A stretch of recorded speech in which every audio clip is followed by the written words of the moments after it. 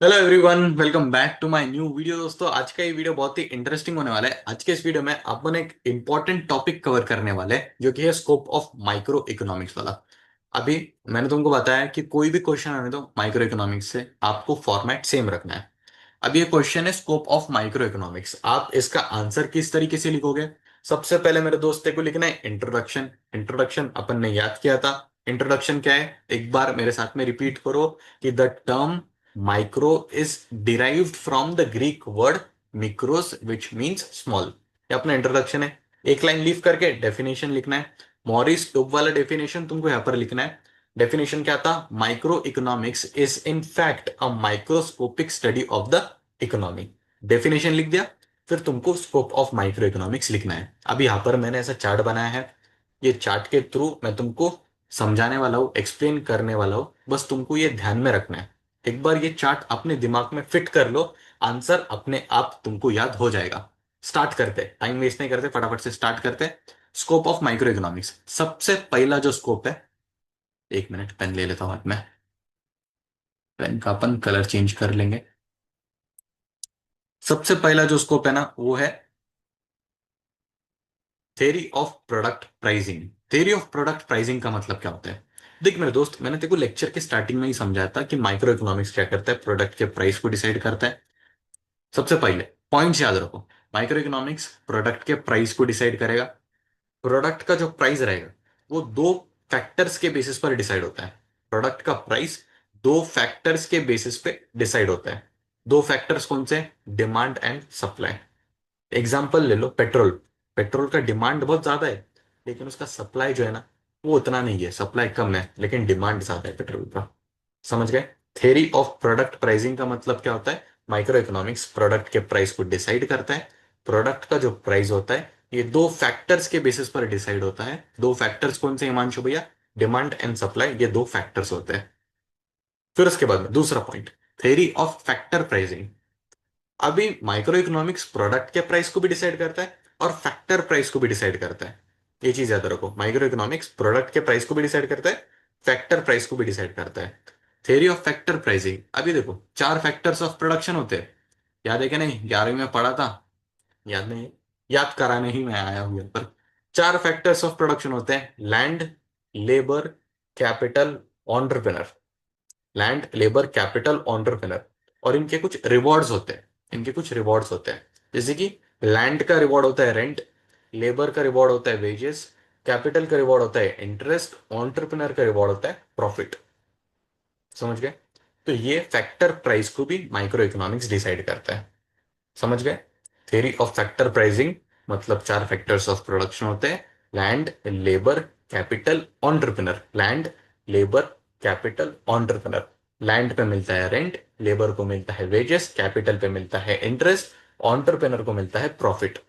तो micro economics factor prices को भी डिसाइड करता है, प्रोडक्ट प्राइस को भी डिसाइड करता है, इसीलिए उसको थ्योरी ऑफ प्रोडक्ट प्राइसिंग बोला जाता है। फैक्टर प्राइस को भी डिसाइड करता है, इसीलिए उसे थ्योरी ऑफ फैक्टर प्राइसिंग बोला जाता है। समझ गए? इजी है। बढ़ते आगे। थ्योरी ऑफ इकोनॉमिक वेलफेयर, अभी बच्चे इसमें अटक जाते हैं। ये थोड़ा डिफिकल्ट है लेकिन आसान है बहुत, मैं तुमको समझाने वाला हूँ। हिमांशु भैया समझाएगा ना, तो भाई आसान है। Theory of economic welfare. Theory of economic welfare का मतलब क्या होता है? वेलफेयर का मतलब क्या होता है? वेलफेयर मतलब भलाई के लिए काम करना, लोगों के भलाई के लिए काम करना। इकोनॉमी आपके भलाई के लिए क्या करती है, वो हम यहाँ पर देखने वाले हैं। तो माइक्रो इकोनॉमिक्स में ना बेसिकली तीन एफिशिएंसीज आ जाती है। माइक्रो इकोनॉमिक्स में तीन एफिशिएंसी आ जाती है। सबसे पहला आता है अपना ये efficiency in production. Efficiency in production में क्या किया जाता है पता है क्या दोस्तों? गुड्स को प्रोड्यूस करने का काम किया जाता है। एफिशिएंसी इन प्रोडक्शन में गुड्स को प्रोड्यूस करने का काम करा जाता है। मिनिमम रिसोर्सेस होते हैं अपने पास में, रिसोर्सेस बहुत कम होते हैं। मिनिमम रिसोर्सेस में से अपने को मैक्सिमम गुड्स को प्रोड्यूस करना होता है। मिनिमम रिसोर्सेस में से मैक्सिमम गुड्स को प्रोड्यूस करना होता है अपने को, इसीलिए उसे एफिशिएंसी इन प्रोडक्शन कहा जाता है। एफिशिएंसी इन प्रोडक्शन में गुड्स को प्रोड्यूस करने का काम करा जाता है। हमारे पास रिसोर्सेस मिनिमम होते हैं, लेकिन हमको मैक्सिमम गुड्स प्रोड्यूस करना होता है मिनिमम रिसोर्सेस में से। समझ गए? कम रिसोर्सेस में से ज्यादा प्रोडक्शन करो। दूसरा आ जाएगा अपना efficiency in consumption. Efficiency in consumption मतलब क्या? अभी आप स्टार्टिंग में प्रोडक्शन कर रहे हो गुड्स का, गुड्स को आप प्रोड्यूस कर रहे हो, प्रोड्यूस करने के बाद में उसका सेकंड स्टेप क्या आता है, जो आपने गुड्स प्रोड्यूस किया वो लोगों में डिस्ट्रीब्यूट करो फॉर कंजम्पशन। लोगों में डिस्ट्रीब्यूट करो प्रोड्यूस्ड गुड्स फॉर कंजम्पशन। लोग क्या करेंगे, गुड्स को कंज्यूम करेंगे। तो दूसरा है अपना efficiency in consumption. Efficiency in consumption में गुड्स को डिस्ट्रीब्यूट करने का काम करा जाता है। एफिशिएंसी इन कंजम्पशन में गुड्स को डिस्ट्रीब्यूट करने का काम करा जाता है। तीसरा, ओवरऑल इकोनॉमिक एफिशिएंसी। तीसरा कौन सा है, overall economic efficiency. Overall economic efficiency मतलब क्या, वो गुड्स प्रोड्यूस करना जो कि लोग डिमांड कर रहे हैं। लोग जो गुड्स डिमांड कर रहे हैं, लोगों को जो गुड्स की जरूरत है, वही गुड्स हमको प्रोड्यूस करना है। समझ गए, ओवरऑल इकोनॉमिक, आज की अटक रहा हूं मैं बहुत। ओवरऑल इकोनॉमिक एफिशिएंसी मतलब क्या, सिर्फ वही गुड्स प्रोड्यूस करना जिसको लोगों की जरूरत है। जो गुड्स लोग डिमांड कर रहे हैं, वही गुड्स को आपको प्रोड्यूस करना है, उसको बोलते हैं ओवरऑल इकोनॉमिक एफिशिएंसी। एक बार रिवाइज कर लेते हैं, तुम्हारा हिमांशु भैया तुमको रिवाइज करवाने वाला है, एक बार फिर से ध्यान से सुन लो। बहुत ही आसान टॉपिक है, इतना कुछ हार्ड नहीं है इसमें। सबसे पहले, theory of product pricing. Theory of product pricing में अपन क्या करते हैं, प्रोडक्ट के प्राइस को डिसाइड करते हैं। प्रोडक्ट का प्राइस दो फैक्टर्स के बेसिस पर डिसाइड होता है, सबसे पहले डिमांड, दूसरा सप्लाई।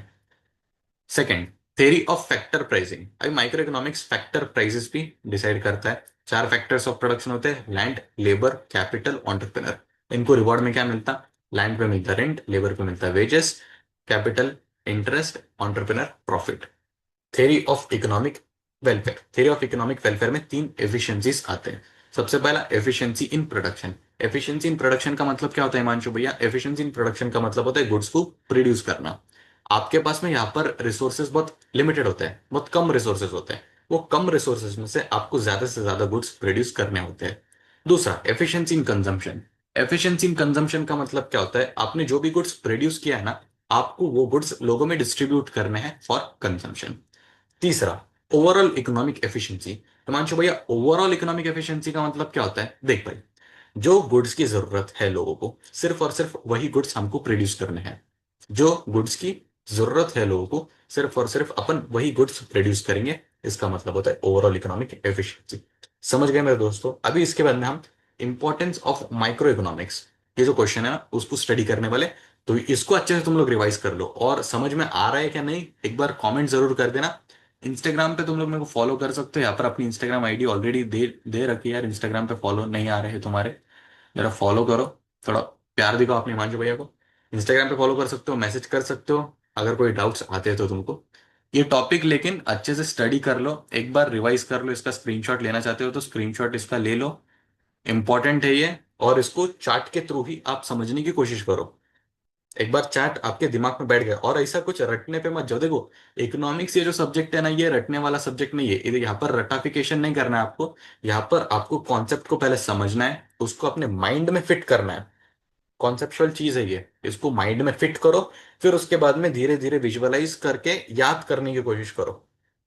इस तरीके से इकोनॉमिक्स को याद करा जाता है। इकोनॉमिक्स को रट कर कभी भी याद नहीं करा जाता है। इकोनॉमिक्स को आपको समझना होता है, डे टू डे एग्जाम्पल से आपको रिलेट करना होता है, फिर उसको स्टडी करना होता है।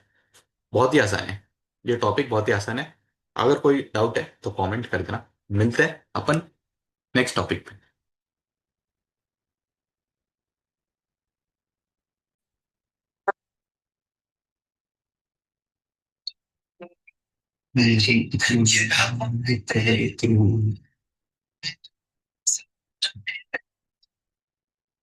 Hello hello hello everyone, continue करेंगे हम इंपॉर्टेंस ऑफ माइक्रो इकोनॉमिक्स।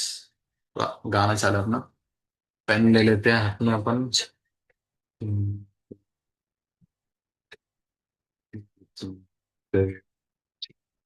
मैं हूं तेरा। ये क्वेश्चन दोस्तों अच्छे से कर लो एक।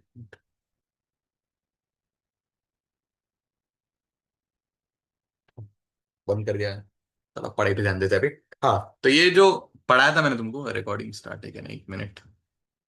मेरी रिकॉर्डिंग भी स्टार्ट है। Scope of micro economics, very important question, एकदम प्रॉपर तरीके से चार्ट के फॉर्मेट में तुमको समझा, अच्छे से इसको याद कर लो।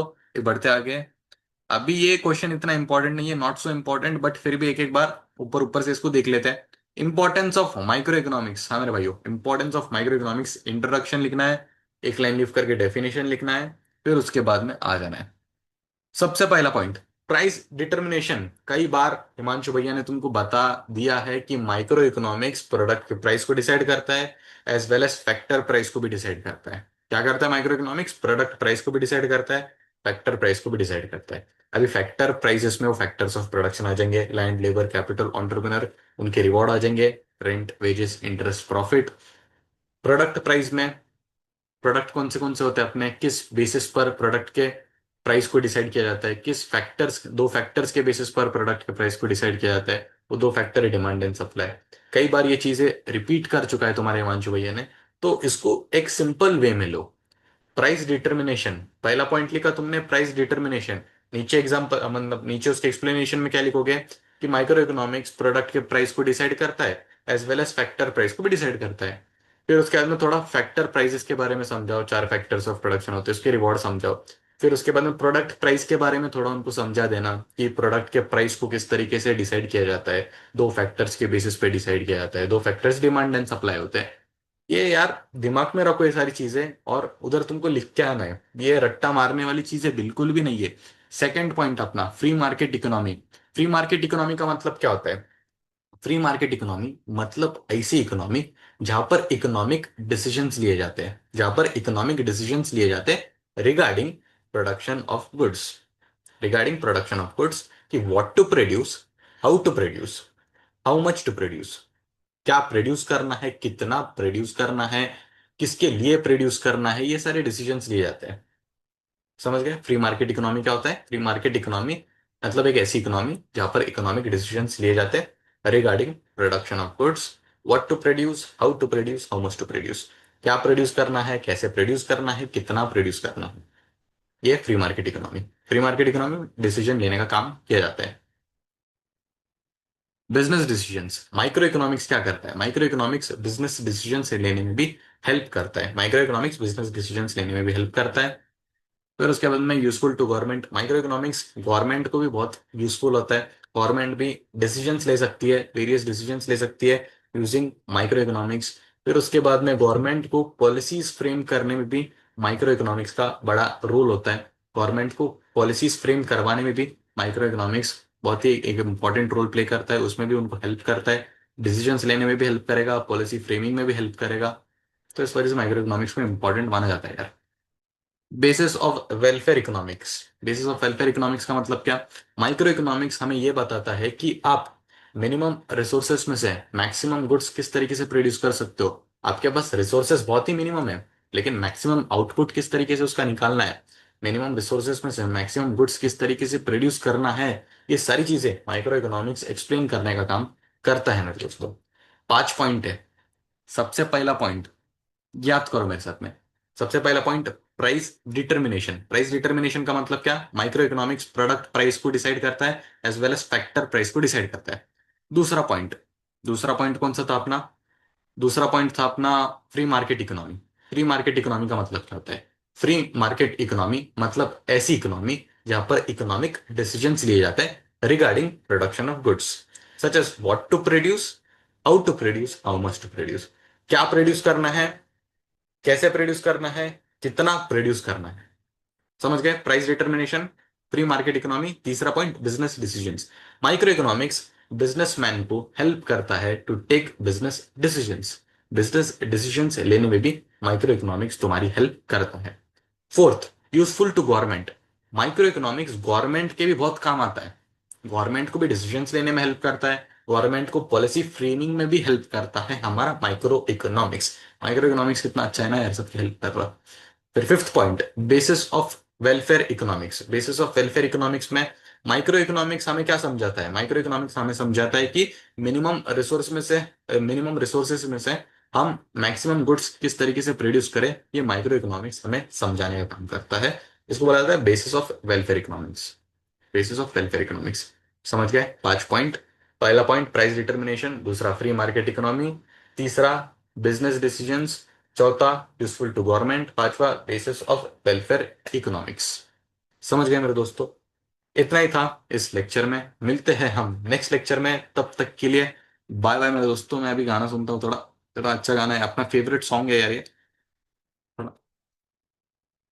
मिलते हैं नेक्स्ट लेक्चर में। इसको अच्छे से याद कर लो। इसको अच्छे से याद करने के बाद में इसको रिवाइज भी करते रहो, अपने नोटबुक में लिखो, आराम से याद हो जाएगा। Bye bye.